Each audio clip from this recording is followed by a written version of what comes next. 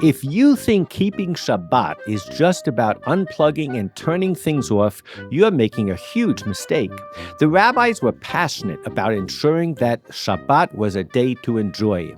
They may even have instituted the iconic lighting of the Sabbath candles in ideological protest against those Jewish sects who sat in the dark and didn't leave their homes on the Shabbat. In today's episodes, we explore how observing the seventh day continues to change over time and up until the present age of heatless LEDs and electric vehicles. So, welcome to Madlik. My name is Jeffrey Stern, and at Madlik, we light a spark or shed some light on a Jewish text or tradition. Along with Rabbi Adam Mintz, we host Madlik Disruptive Torah on your favorite podcast platform and now on YouTube. We also publish a source sheet on Sfaria, and a link is included in the show notes. This week's Torah portion is Parshat Vayakhel. The explicit prohibition of the lighting and enjoyment of fire is unique amongst the forbidden activities on Shabbat, and we explore how the interpretation of this taboo affects Shabbat observance up until today. So join us for Electric Sabbath. Well, Rabbi, we survived Purim, and here we are. We're talking about another holiday, one that comes 52 times a year. It's great. Vayakhel is a great parsha. A lot of it is repetition of the building of the tabernacle. But at the beginning, we have the laws of Shabbat, and let's take it away. So in Exodus 35, it says, Moses then convoked the whole Israelite community and said to them, "These are the things that God has commanded you to do. On 6 days work may be done, but on the seventh day you shall have a Shabbat of complete rest, holy to God. Whoever does any work on it shall be put to death. You shall kindle no fire throughout your settlements on the Sabbath day. Lo teva'aru eish b'chol moshvotechem b'yom haShabbat."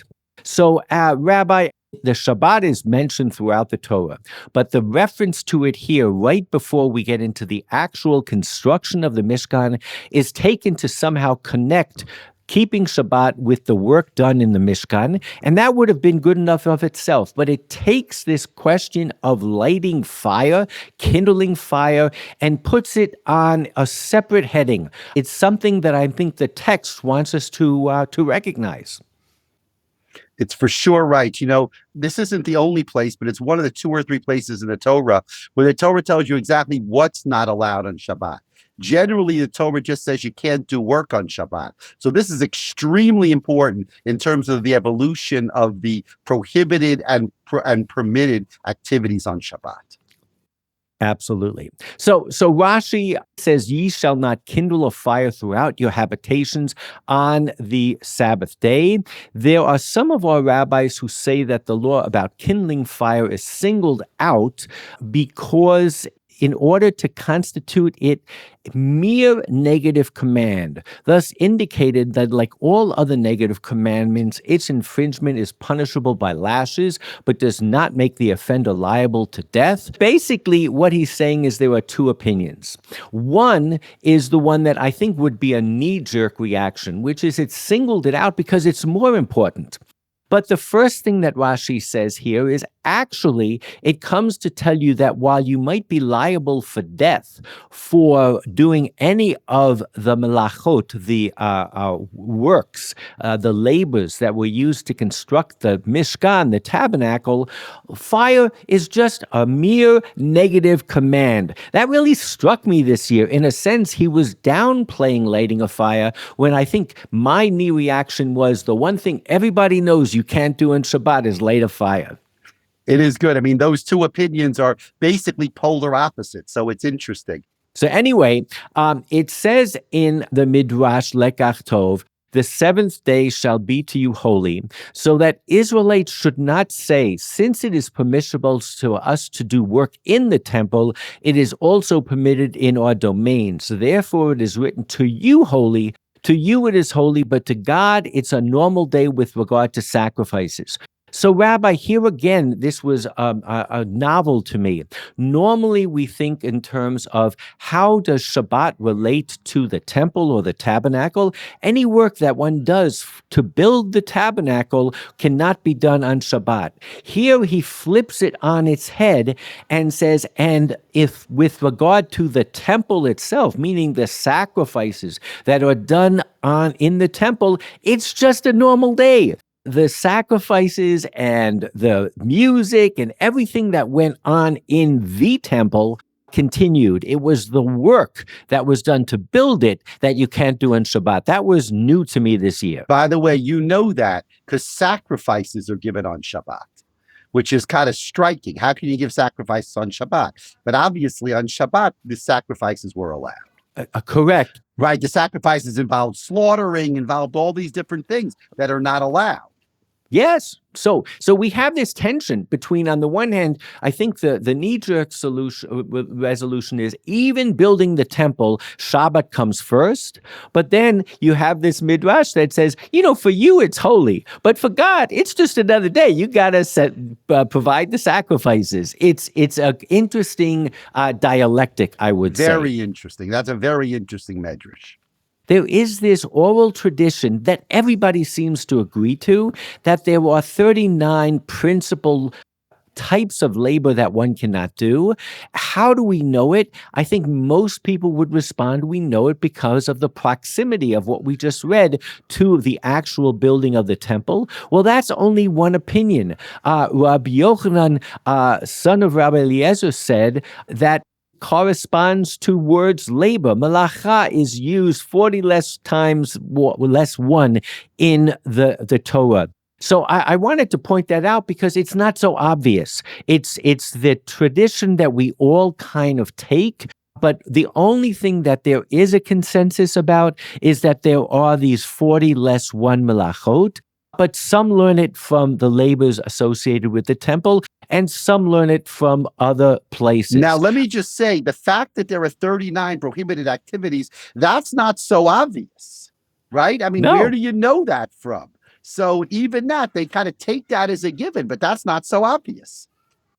Yeah, I mean, and it ends up by saying that really it's an oral tradition.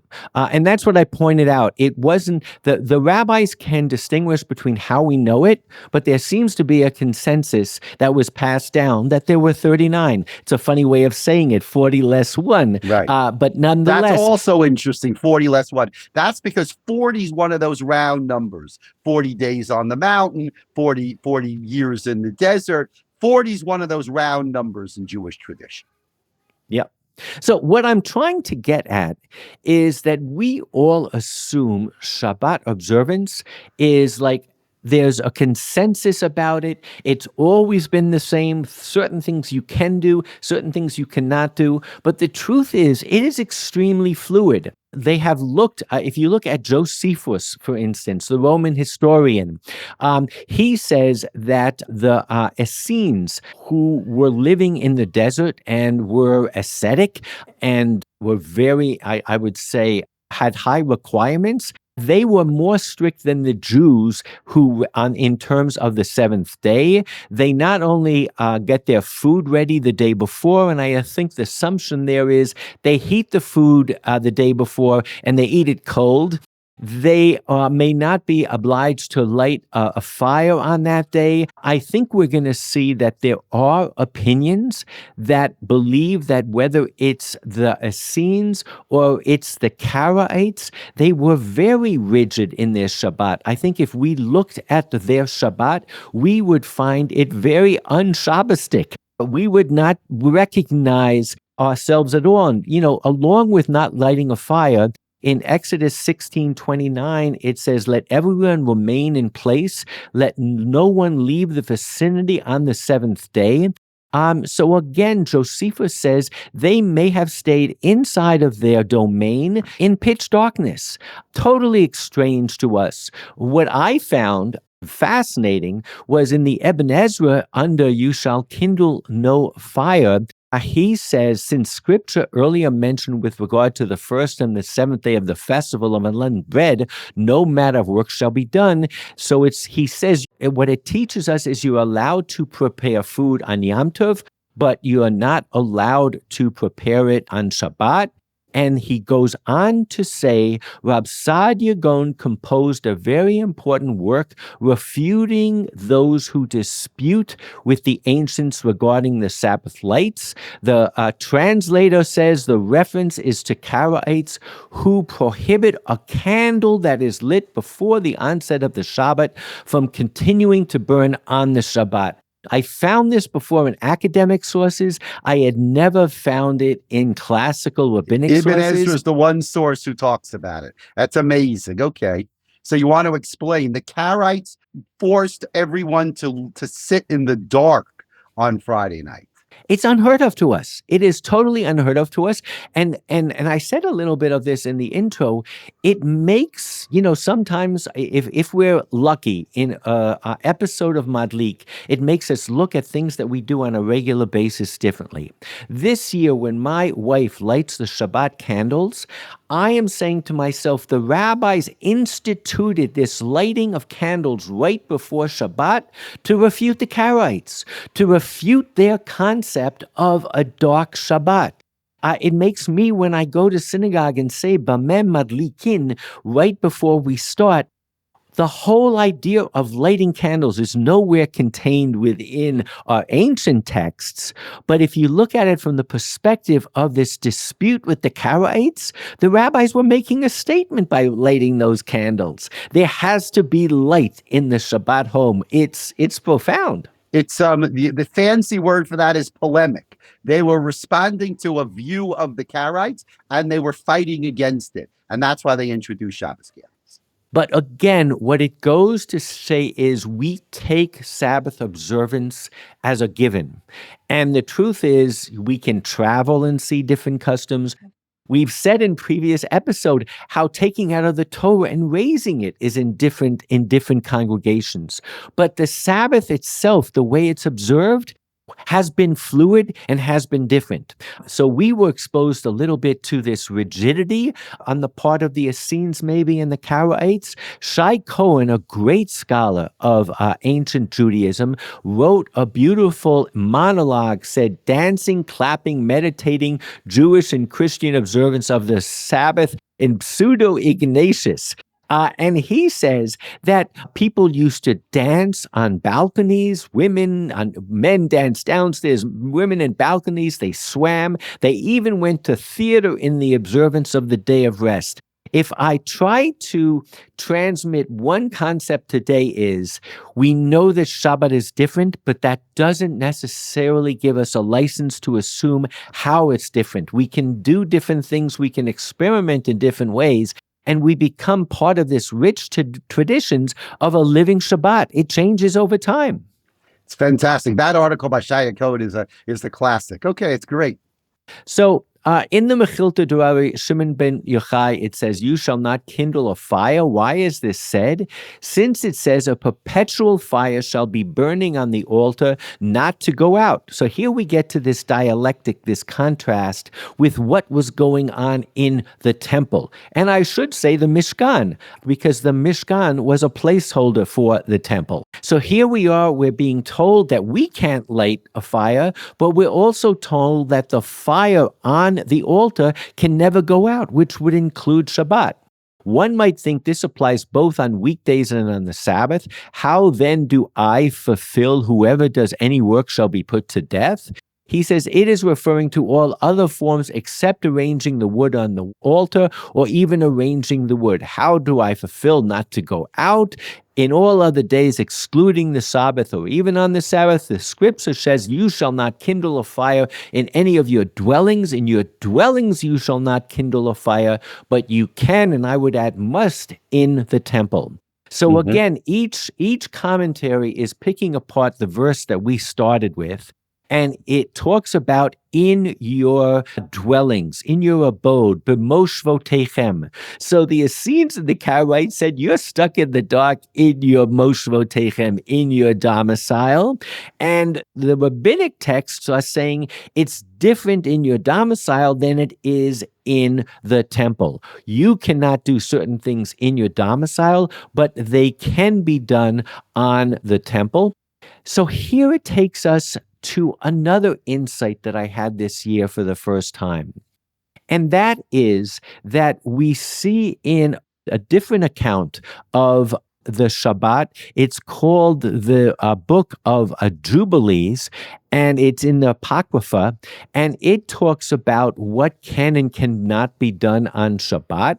And it says, amongst other things, a man that does any work on it shall die. Whoever desecrates the day, whoever lies with his wife. I believe there's a custom that says it's a mitzvah to lie with your wife on Shabbat. Great. Yeah, that's interesting. Okay. Or whoever he says he will do something on it, that he will set out on a journey thereon, in regard to any buying or selling, whoever draws water thereon, which he not prepared for himself. So we find things that are similar, but they're also different. But then it goes on to say, for great is the honor which the Lord has given to Israel, that they shall eat and drink and be satisfied on this festive day, and rest thereon from all labor which belongs to the labor of the children of men, save burning frankincense and bringing oblations and sacrifices before the Lord for days and for Sabbaths. This work alone shall be done on the Sabbath day in the sanctuary of the Lord, that they may atone for Israel, which sacrifice continually from day to day. So maybe I'm reading a little bit too much into the text. But whereas in the rabbinic tradition, they were saying there's a contrast between what goes on personally in your home and in the temple, what I'm seeing the authors of these variation texts doing, who are almost making of Shabbat a Yom Kippur. In other words, it's a day where all the activity is in the temple. They are almost, what's the psychological term, where they're transferring all of the activity on Shabbat, then becomes temple-oriented. And so there too, what the rabbis did, we see how revolutionary it was in contrast to that, because they focused it on moshvotechem, on your abode. And we're not going to discuss it today, but all those laws of carrying, the rabbis spent all their time trying to ameliorate them, trying to say, well, you can set up a partition, a symbolic fence, an Eruv. You've written extensively about Eruv, especially in, I believe, Manhattan. But these were ways that the rabbis were not only interpreting what the Sabbath was, but they were then changing the Sabbath in line with their interpretation. Just as they put candles to show, no, it's not for darkness. That candle you light a second before Shabbat to show that it has to burn through Shabbat. The same thing had to be involved with everything's in the temple, not in your home. No, we're extending the home out. What thinks you, Rabbi? That's for sure right. But let's first first of all, the book of Jubilees, it was written around the year 200 BCE. And basically, it's a review of the laws of the Torah, but it reflects the way they were observing the Torah then. And it's exactly what you said. It seems to be that Shabbos was a day that was totally temple focused, which is fascinating, because you're also right that we don't see that anywhere in the Torah. B'chol moshvotechem, the Torah says, it's everybody, even your animals have to observe Shabbos. So it's very much home-oriented, but they turn it towards the temple. I don't know why that is, but you're 100% right. And again, if we're correct, it changes the way we read the Torah. Because when in Leviticus it says, you shall keep my Sabbaths and venerate my sanctuary, et shabtotai tishmeru umikdeshai tiru ani Hashem, It puts it into context. You could make a conflict between Shabtotai and Mikdoshai, or you can say they complement each other, but this whole discussion and dynamic between what is the position, what is the proper place of the personal Shabbat and the temple is in this short verse that I think we read differently as a result of kind of diving into this polemic, as you said before. Yeah, there's no question that that's very good. I mean, and what you're really arguing is that this verse is the source for the book of Jubilees. That's an additional twist here, right? It's not made up. The book of Jubilees gets their idea because they read this verse, "You shall keep my Sabbaths and venerate my temple," means you should keep my Sabbaths, and through my Sabbaths you're going to venerate my temple, my sanctuary, because you're going to observe Shabbos in the sanctuary. It's like a Dvar Torah. Yeah, and you could see the rabbinic source saying, no, no, no, no, that's not what it's saying. Right. It's the two are separate. But again, it brings this word polemic that you introduced into the discussion of Shabbat, and that so much of how we define Shabbat is how we don't define it. What we're allowed to do is what we're not allowed to do. So I went ahead and looked, and I had not been aware that the Rabbinical Council of America, the halachic arm of the conservative movement, had written some serious and fascinating responsa literature on using electricity on Shabbat, on using EV, electric vehicles on Shabbat. And there's one that I have a link to. It's 75 pages long. It literally surveys all of the traditional sources. It's a fascinating read for those geeks amongst us who are fascinating in this type of stuff. But what it talks about is that electricity in and of itself it's not altogether clear that it is fire. And it goes into great lengths to say, obviously, there are those in the Orthodox community that they think, I think they say the knee-jerk solution or the knee-jerk reaction is you don't turn on lights on Shabbat. It is kind of the definition. It's the threshold of Sabbath observance. And again, if we've learned anything till now, there are different thresholds, there are different things, but this has seemed to have stuck. But they quote and they talk about the other issues that are involved. In other words, it's not simply a question of what can we do and what we can't do. It talks about when you're dealing with elderly people, for instance, if there are accommodations that can be made. Knowing the law is important. Preservation of the environment. You know, I walk outside of a room every day. I turn the lights off. I don't want to waste energy. So there are different values. And then, of course, there is the joy of Shabbat. So they talk about, and it's a great read in the fundamentals of the laws of Shabbat. It talks about what malacha is, what something is mutar is, when it's patur. The most important concept that it really talks about is this concept of shvut, or rest.